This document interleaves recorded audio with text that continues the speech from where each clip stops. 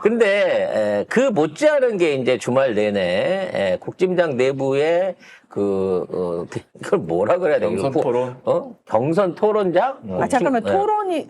토론이라 함은, 네. 이게 정말로 제대로 된 주제를 가지고. 이름은 토론입니다. 어쨌든. 아, 그래요? 어쨌든 이름 예. 토론이니까. 그래서 뭐 이제 안철수 있었던 그 1조는 별 의미가 없었고 죽음의 조라고 불리던 2조를 놓고 누가 마탱이가 갈 것인가 놓고 봤는데 생각보다 너무 또 순한맛으로만 가더라고. 도대체 뭘 기대하셨던 거죠? 예? 아니 그 자리에서 멱살 잡고 막 머리끄댕이 쥐어 땡기고 막 쌍욕 나오고 그 정도는 해야 될 걸로 생각했는데 이미 말로는 잡을 거 다 잡았던데? 거기도 일강삼약이 있더라고. 그래서 그냥 그 홍준표만 할 말 다 하고. 네. 어떻게 들어볼까요? 네. 들어보지 말을 텐데. 유명한 짤이 키높이 됐죠? 곳인데 뭐 하려고 키높이 구두를 신습니까? 청년이 아니신 것 같은데요. 그런 질문을 하시는 거 보면. 됐습니다. 예, 예. 그 다음에 뭐 생머리냐, 뭐 보정 속옷을 입었느냐, 이 질문도 내가 유치해서 안 하겠습니다. 유치하시네요. 다 했구만. 안 하겠습니다. 다 한 거 아니야? 이 정도면? 아니 근데 만약에 한동훈이 만약에 생머리나 뭐 보정 속옷이 아니라고 하면 그거 아닌데 왜 그러세요? 아시면서 왜 그러세요가 아니고 유치하시네요. 끝내버리잖아. 얼마나 쫄렸겠어요. 이마에 땀이 주르륵 났어요. 원래 그럴 때 나오는 스타일로 대응해야 되는 겁니다. 제가 여기서 이 머리를 뽑고 5분간 보여드리면 믿으시겠습니까? 아니, 뭘요? 뭘 믿으라는 아니, 거죠? 대가리를. 예. 아무튼 뭐 그 정도는 나올 줄 알았는데 그렇게 가볍게 스치고 지나갔고요. 치고 지나가도 이제 홍준표는 다 얘기한 거죠. 니 왜 키높이 신고 다녀? 그리고 왜 가발 쓰고 다녀? 왜 보정 속옷 입고? 우리 다 알아. 니 난리치지만 니 뭐 잘난 척 하지 마 이런 겁니다. 근데 중요한 거는 그 많은 얘기들 중에서 이 얘기만 계속 그렇죠. 다른 얘기 아무 쓸모가 없거든요. 그러니까요. 누가 무슨 얘기를 했는지는 안 들려요. 근데 홍준표가 이 얘기한 것만 겁내 돌아다니더라고요. 심지어 그때 그 유튜브로 생중계를 뭐 JTBC도 하고 KBS도 하고 다 했는데 어디에도 실동접자가 1000명을 안 넘더라고. 그래요? 예.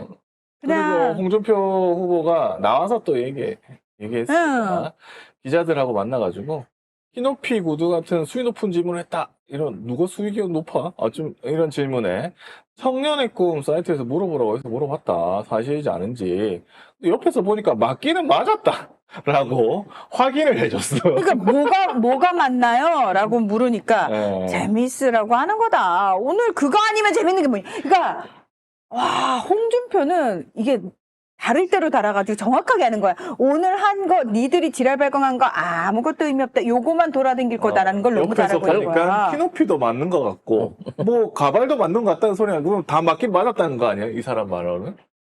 보정 속옷도 맞았다는 거 아니야? 그래서 결국 싸움은 제대로 된 싸움은 나경원하고 한동훈이었는데 청탁 얘기는 빠졌고 이제 게시판 갖고 시비 걸고 물고 늘어지긴 했어요. 근데 한동훈이 오히려 그냥 자제하고 참아주더라고. 왜냐면 이미 지지율에서 굳이 나서지 않아도, 그러니까 그 상황에서 뭔가 이슈를 만들거나 나경원을 개쪽 주지 않아도 내가 이 강은 가고 있구나라고 생각하고 있는 것 같고, 나경원은 어떻게든 저걸 떨어뜨려야 되는데 라는 차원에서 물고 늘어지고 있는 것 같아요. 근데 아직 이제 확정은 나오지 않았습니다만 저 안에 가반 득표자는 없습니다.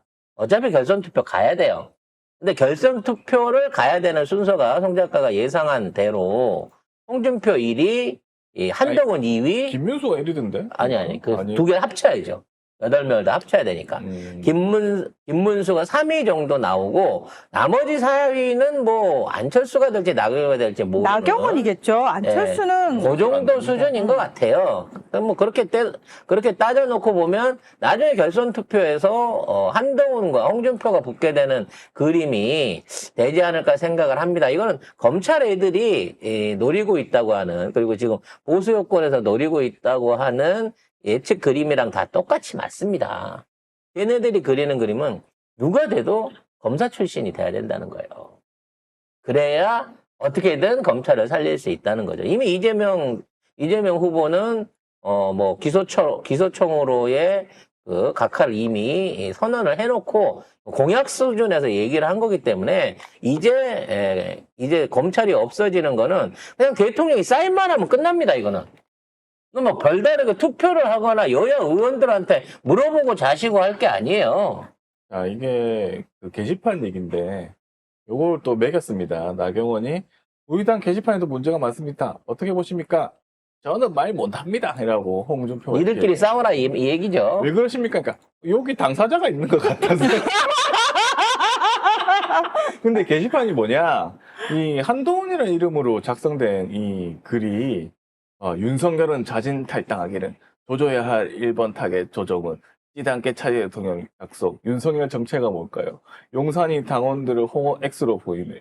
절대 탕탈하지 마세요. 용산이 많은 놈들. 조정은 들어온 인간성. 이게 다 한동훈 이름으로 낸 거야. 근데 이게 진짜 한동훈인 줄은 몰라. 근데 이런 식으로 해가지고 범죄 마누라 살리려고 당과 당원을 팔아먹었음 찌한테. 이런 게 이제 한동훈 이름으로 된 건데 이게 진짜 한동훈인지는 말을 안 하고 있으니까 아니, 맞다고 저는 생각을 해야죠. 한동훈이 본인 진짜 억울할 것 같아요.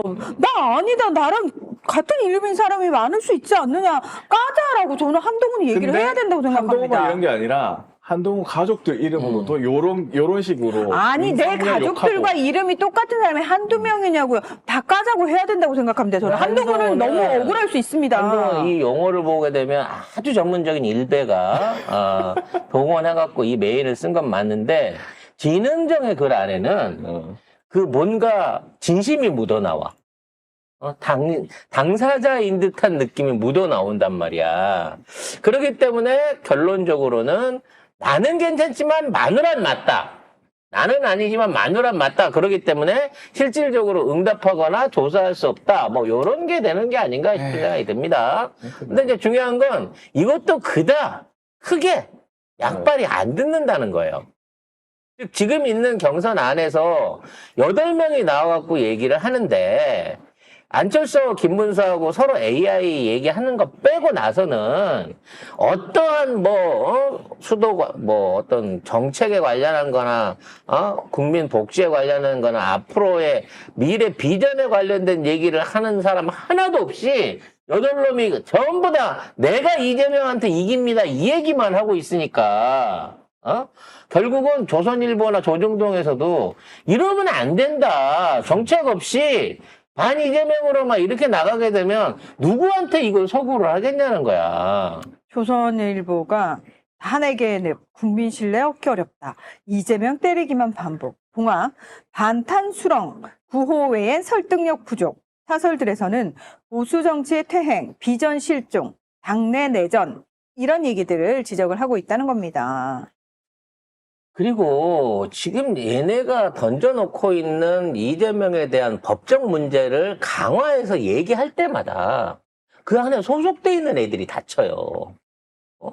사법 리스크 얘기할 때마다 나경원은 6년째 1심 이게 올라오는 거고, 이재명이 욕폭행 이런 거 얘기할 때, 전부 다 홍준표 양 얘기 나오는 거고, 오죽하면 이 대선 토론 중에 저희가 홍준표 지지를 선언하고 이제 중간에 사실상 빠져나갔잖아요. 갑자기 이름이 생각나. 우리 약 아버지가. 야가버지가 누구야? 이철규가 이제 홍준표 지지를 선언하고 그때 갑자기 또 일요일 날 홍준표 지지를 선언한다고 발표를 했어요. 그러니까 사람들이 드디어 발정제와 액상 마약이 만났구나. 약은 약으로 뭉치는구나. 이런 얘기를 하고 있는 거거든요. 그러니까 얘네들은 무슨 이슈를 갖다 던져도 결국은 다 자기 피해한테 오는 거야. 형수 욕했다고 그거 갖고 지랄 연병을 하고 있는데 아니 여기자 실제 폭행한 권성동은 어떻게 해야 되냐고.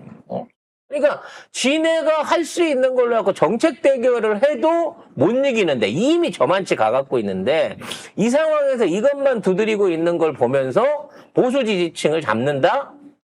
중도 지지층을 잡는다? 이미 날 건너간 소리라는 거야. 이렇게 되면 기존의 중도층에 대한 어필도 전혀 없을 뿐만 아니라 심지어 자기들이 철벽같이 믿고 있었던 진짜 찐보수, 대구, 부산 이쪽 지역 안에서마저도 계속해서 이탈표를 만드는 짓을 하고 있다는 거예요. 부산은 몰라도 대구는 그 서문시장 그거 보니까 아니던데요?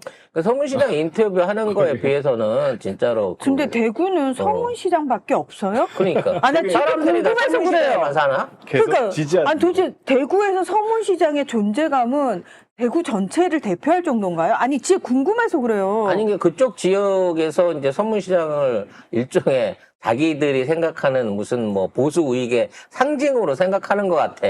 약간 그 광주의 망월던처럼 생각하는 거 아닐까? 충장로나? 근데 아무튼 거기가 그건 갖고- 진짜 그건 저기 광주를 모욕하는 소리입니다. 지들은 저렇게 성지로 볼 수 있겠죠. 그래서 그런 인터뷰들이 많이 나오는 건 보여집니다만 정작 여론조사를 해보면요. 그 안에서도 지금 거의 40% 가까운 사람들이 이재명 후보를 찍겠다라고 얘기를 하고 있어요. 민주당 후보를 찍겠다라고 할 만큼 이미 지지율들이 올라오고 있다는 거예요. 그래서 오죽하면 이번에 민주당에서 반드시 PK, TK 지역 한 군데에서라도 40% 지지율 달성한다라고 얘기를 하고 이 준비를 하고 있을 정도로 지금 저쪽 애들은 지네 살만 깎아먹고 있는 거야. 그러니까 얘들은 당의 미래라든지 보수의 미래라든지 이런 건 안중에 없어. 나만 살면 된다요. 나만 기득권을 찾아서 나만 생존해가지고 차기에 오게 될 뭐 지방선거에서 공천권이나 아니면 당권만 노리면 되기 때문에 오로지 거기에다 올인 몰빵이 돼 있는 거죠. 그리고 이 모든 설계가 이미 오래전부터 김건희 윤석열 쪽에서 나오고 있다는 거야. 어차피 니네들이 예선을 열심히 해갖고 뽑아봐야 결선은 한덕수하고 같이 최종 결선 투표를 해야 된다라는 게 정광훈은 왜 빼? 예, 이미 얹혀져 있는 거죠. 황교안도 왜 빼? 응? 황교안도 아. 나온다. 정광훈도 나온다고. 이준석도 나온다 그러는데 걔들은 돈 있어요? 얼마나 좋아. 아니, 뭐 나오기는 나와서 완주를 아니. 하겠지만 완주를 하다기보다는 그 안철수처럼 결정적인 순간에 선거비 보전받는 조건으로 중간에 합류한다고 다 합쳐질 거예요. 그리고 그렇지. 선거비를 보전받는 조건이 항상 있어야 돼요. 안철수도 그래서 그때 합당했던 거고요. 그 선거비 보전 조건을 하고 가면 되는데 문제는 지금 국진당이 해산되게 생겼잖아. 그래서 이미 한 400억 정도를 토해내야 돼. 토해내야 되는데 또 거기에 지난번 지방선거 있잖아요. 그것도 관련한 혐의가 증명되면 그것도 한 1,000억 추가로 토해내야 된다고. 이쯤 되면 그러네? 권성동은 진짜 엑스맨인가? 여기에 이번에 대선 후보를 냈다가 이것마저도 위헌정당으로 판정받게 되면 이번 추가 대선에 들어가는 비용 한 1,000억도 여기서 물어내야 될 가능성이 높아진다는 거죠. 그러면 어떤 놈인지 모르지만 이기지도 못할 조기 대선에 출마해서 대선 후보 되는 놈은 그 엄청난 빚을 떠안은 국짐의 대표이사 되는 거예요. 아유, 그냥 건물 팔면 돼요. 당사 건물. 프랑스에서 예전에 사회당이 마크롱 대통령 되면서 몰락하는데 진짜로 당사를 팔았어요. 팔아가지고 왜냐면 돈이 없으니까. 예. 저는 그래서 그때 그 프랑스 소식을 전하면서 몇 년 전이에요. 야, 이런 일이 프랑스에서 벌어지는구나 했는데 와, 몇 년 후에 우리나라 국민의힘이 똑같은 모습을. 그래서 저는 국민의힘 의원들 중에 국힘에서 막 5선씩 한 놈 있잖아요. 20년을 공직을 한 거잖아. 그렇죠. 그럼 걔한테 지불했던 세비를 난 당연히 추징해야 된다고 봐요.